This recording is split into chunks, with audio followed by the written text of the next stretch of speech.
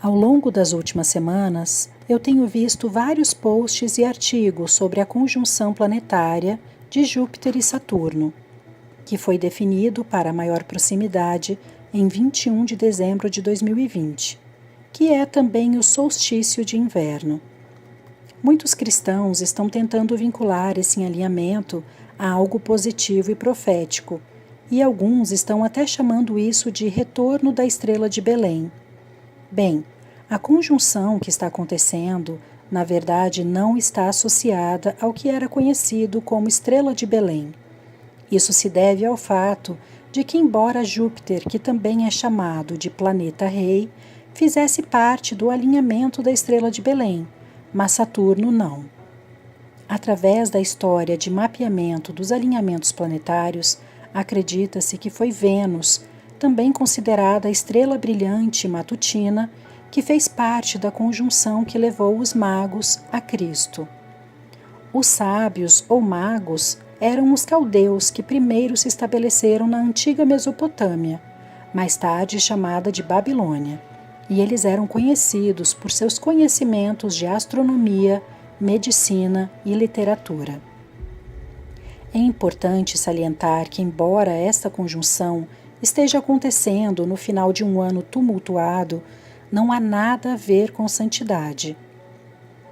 Como eu afirmei anteriormente, Júpiter é conhecido como o planeta rei, de acordo com a astrologia babilônica, e dependendo das conjunções planetárias, Júpiter era frequentemente associado com a chegada de um novo rei.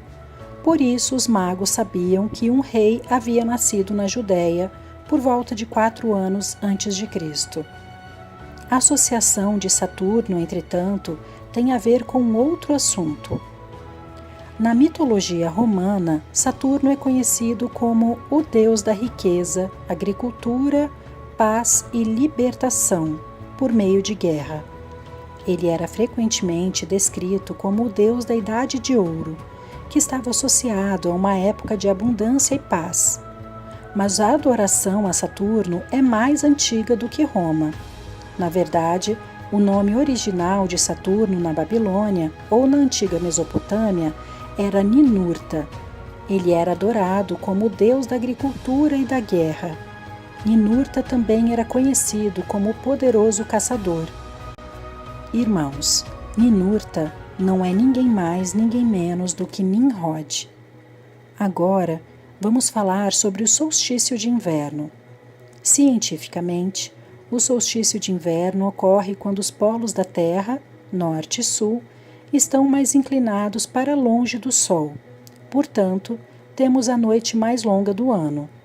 No paganismo, o solstício de inverno é representado por meio de Iule, que é a celebração do renascimento do grande deus caçador de chifres em um tempo de escuridão, e é demonstrado por meio da imagem do bode Iule. A decoração do feriado consiste em guirlandas, grinaldas, velas, pinheiros, presentes e a queima do tronco de Iule. Quando olhamos para o significado bíblico do bode, ele é descrito como alguém que se extraviou ou se rebelou. Também representa o pecado como bode expiatório. Assim temos a imagem de Satanás, que também é chamado de cabeça de bode, ou como outros conhecem como Baphomet. Juntando as peças. Em Gênesis capítulo 1, versículo 14, está escrito: Disse Deus: haja luminares no firmamento do céu para separar o dia da noite. Sirvam eles de sinais para marcar estações, dias e anos.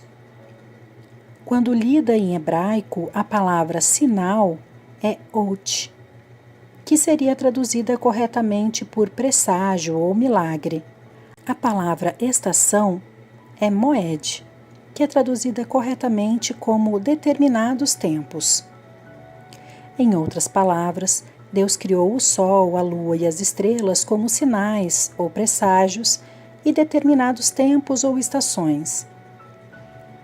Gostaria de acrescentar que a conjunção planetária de Júpiter e Saturno também está dentro do alinhamento da constelação de Capricórnio, cuja imagem também é a de uma cabra. Além disso, acontecerá durante a fase da lua crescente, que é uma época de alta feitiçaria, que simboliza o renascimento. Então, o que tudo isso está dizendo? Se eu fosse contar a vocês uma história do que está se alinhando nos céus no final de um ano, que literalmente deu início ao fim de tudo o que consideramos normal, seria assim. Os céus estão nos dizendo que há um rei que está para se erguer, que trará uma nova era de unidade e falsa paz. Ele será um grande homem, aquele que vence, assim como o grande caçador, Nimrod, mas sua imagem e caráter serão do bode, Satanás, nascido nas trevas, culto e engano. É o sinal da ascensão da besta. Em 3 de outubro de 2020, o Senhor falou comigo e disse: diga aos meus filhos que uma época de grandes testes está chegando.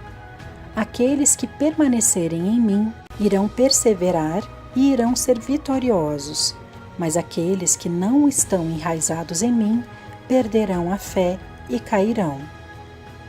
Santos, estamos entrando em tempos de perseguição e muitos não estão preparados. Estamos no princípio do fim da era da Igreja e da grande tribulação. Embora a noiva não seja designada para a ira, isso não significa que não veremos e passaremos por provações e perseguições.